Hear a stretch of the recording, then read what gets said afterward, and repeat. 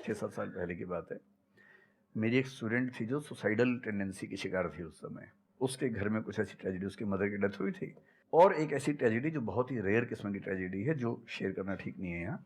तो वो मेरे पास आई और मुझे लगा कि आज मैं पहली बार किसी ऐसे व्यक्ति से बात करूं जो डिप्रेशन में है और सुसाइड कर सकता है अगले 1-2 दिन के अंदर अंदर।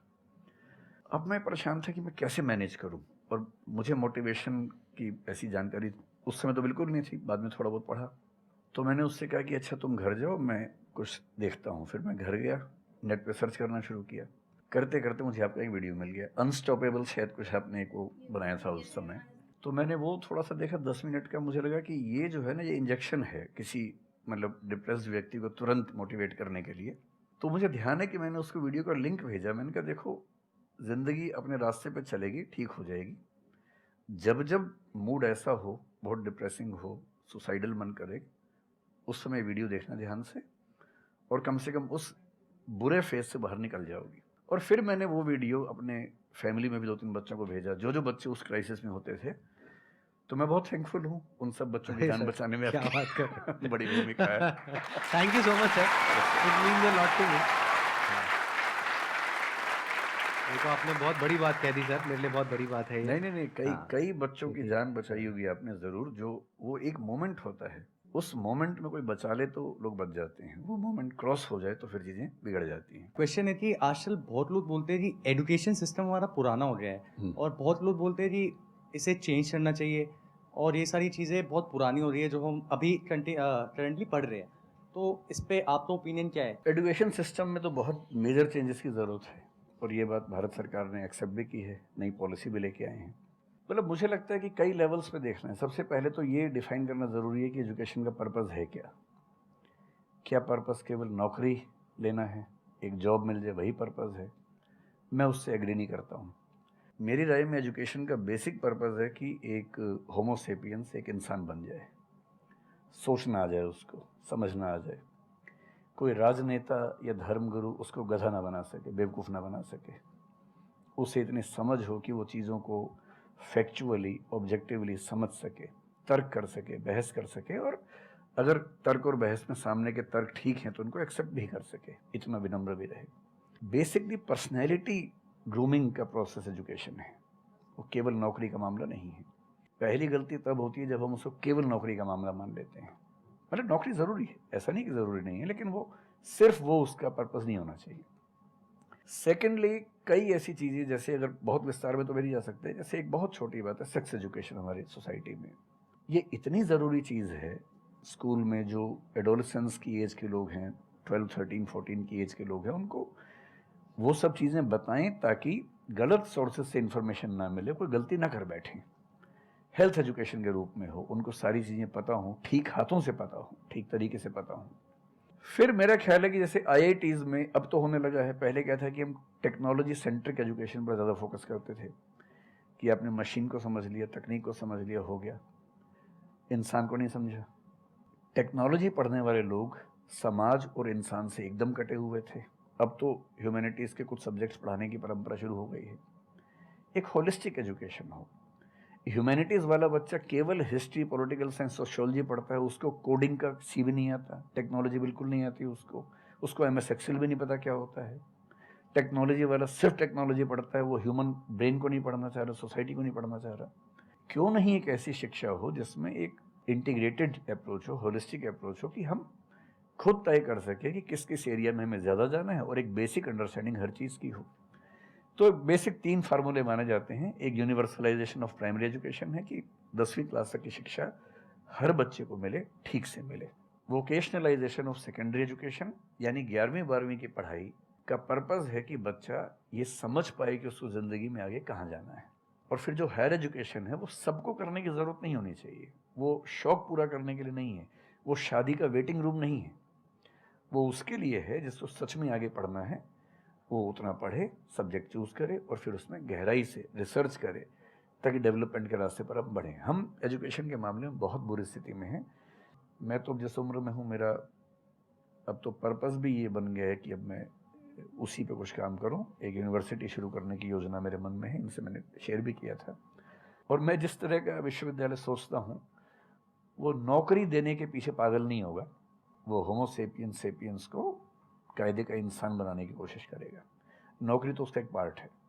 मतलब आप जितने भी सफल लोगों को देखेंगे जनरली, जैसे मैंने इन्हीं से, ये जिस फील्ड में सफल हैं, इनका जो करियर है, अगर मैं इसको छोड़ भी दूं तो अदरवाइज भी जो इनका करियर है वो उस विषय से जुड़ा हुआ नहीं है जो इन्होंने पढ़ा है ग्रेजुएशन में। मेरा भी नहीं है, आमतौर पे किसी का भी नहीं है।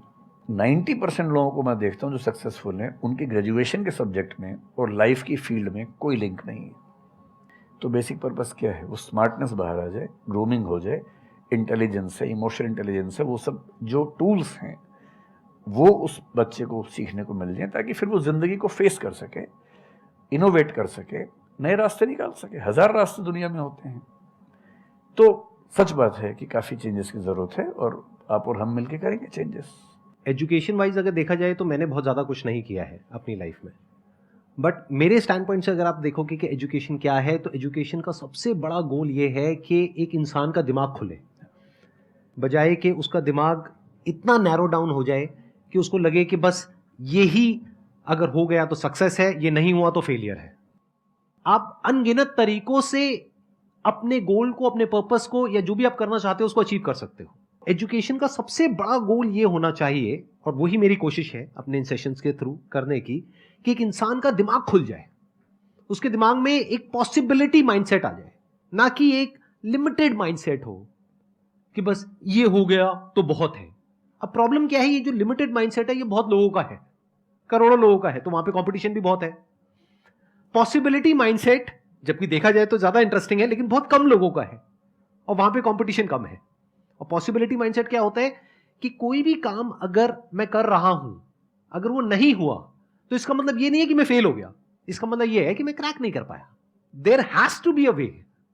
ये एजुकेशन काम अगर कर दे तो रियल एजुकेशन हो गई हमारी। एजुकेशन से एक इंसान का दिमाग इतना खुल जाए कि सबसे पहली चीज तो उसको ये समझ आए कि मैं कुछ भी नहीं जानता हूं। हाँ, एकदम ठीक बात है। एजुकेशन मस्ट बी सच कि वो लाइफ लॉन्ग आपका एक क्वेश्चनिंग माइंड बना ही रहे, कि आप कहीं भी हो, कुछ भी कर रहे हो, आपके दिमाग में क्वेश्चंस चले, questions related to the problems.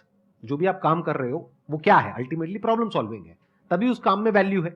अगर किसी की कोई प्रॉब्लम ही नहीं सॉल्व कर रहे हो तो उसमें वैल्यू कहां ऐड हो रही है, और वैल्यू नहीं ऐड होगी तो आपको पैसा कैसे मिलेगा, फिर चाहे जॉब हो चाहे बिजनेस हो। सो द आइडिया इज कि आपका दिमाग ये चलना चाहिए, अच्छा ये प्रॉब्लम है ना, पहले तो मुझे नहीं पता है कि इसको सॉल्व कैसे करना है, क्योंकि अगर आपको पहले से ही पता है तो आपको वही पता है जिस तरह से वो प्रॉब्लम सॉल्व होती आई है। That may not be relevant in today's context, but still आप उसको उसी तरह से सॉल्व करोगे जिस तरह से सब कर रहे हैं। वहां पर कंपटीशन है, फिर आप कहोगे कि कुछ हो नहीं रहा है। सो द आइडिया इज कि पहले तो ये प्रॉब्लम है जो मुझे अच्छे से समझ आई, मैंने इस पे फोकस किया, अब इसको सॉल्व करने के इन्फिनिट तरीके हैं, एक रास्ता नहीं है, बहुत सारे रास्ते हैं, मुझे पता नहीं है। This is the goal of education, कि मुझे नहीं पता है लेकिन पता किया जा सकता है। This is another goal of education. उसमें से कुछ तरीके काम करते हैं, कुछ नहीं करते हैं, यह भी हमको क्लियरली पता होना चाहिए। मतलब your personality must be dynamic, it must not be static. जैसे मैंने देखा है बहुत लोगों को जो मुझे मिलते हैं, कुछ लोग हैं उसमें से जो, जैसे मैं सर से मिला अभी ऑफ कैमरा, हम लोग बैठे हुए थे, डिस्कशन कर रहे थे, तो it was a great experience sir, आपके साथ में बैठ करके जिस तरह से, जिस ठहराव से सर बात कर रहे थे, जिस तरह से चीज़ों को सुन रहे थे, समझ रहे थे, और मैं क्वेश्चंस पूछ रहा था, ये मेरे से क्वेश्चंस पूछ रहे थे, तो there was a conversation which was going on. On the other hand there are some people जिनसे मैं कभी कहीं मिला तो उनकी अप्रोच क्या है कि मुझे सब पता है, वो गड़बड़ हो जाती है। बड़े प्रोफेसर हैं, अगर आप कभी सुनेंगे, मैं जानता हूँ, मैं यूनिवर्सिटी में जब पढ़ता था, सबसे बड़े प्रोफेसर क्या बोलते थे कि मैं इस विषय का विद्यार्थी हूँ, कभी नहीं बोलते थे कि मैं प्रोफेसर हूँ। इतना साहस किसी में कैसे कि मैं प्रोफेसर हूँ? अरे आप जिंदगी भर स्टूडेंट बने रहेंगे तो ही काफ़ी है, उससे बड़ी बात तो सोचने भी नहीं चाहिए। बहुत बड़ी बात है। मतलब कि एजुकेशन का गोल आपको प्रोफेसर बनाना नहीं है, आपको स्टूडेंट बनाना है। हाँ। अगर सर की बात को आगे एक्सटेंड किया जाए, एकदम सही बात। एक लाइफ लॉन्ग स्टूडेंट, कि आप सीखते चले जा रहे हो, सबसे, जिससे मिल रहे हो, लोगों से सीख रहे हो, सिचुएशन से सीख रहे हो, अपनी लाइफ के अच्छे एक्सपीरियंसेस से सीख रहे हो, बुरे से सीख रहे हो। जैसे मैंने देखा है, जब भी यहाँ पे कोई क्वेश्चंस पूछते हैं ना, सबके क्वेश्चंस एक ही होते हैं, सर सक्सेसफुल कैसे हो। कभी मैंने आज तक ये क्वेश्चन नहीं सुना किसी का भी जो इससे बड़ा क्वेश्चन है, जो आप रिलेट कर जाएंगे कि सर सक्सेस हमारा दिमाग खराब किस तरीके से करती है, या सक्सेस का क्या माइनस पॉइंट है। सही बात। सक्सेसफुल होने से बड़ा है मीनिंगफुल होना, सार्थक होना, सफल होना छोटी बात है, सार्थक होना ज़्यादा बड़ी बात है।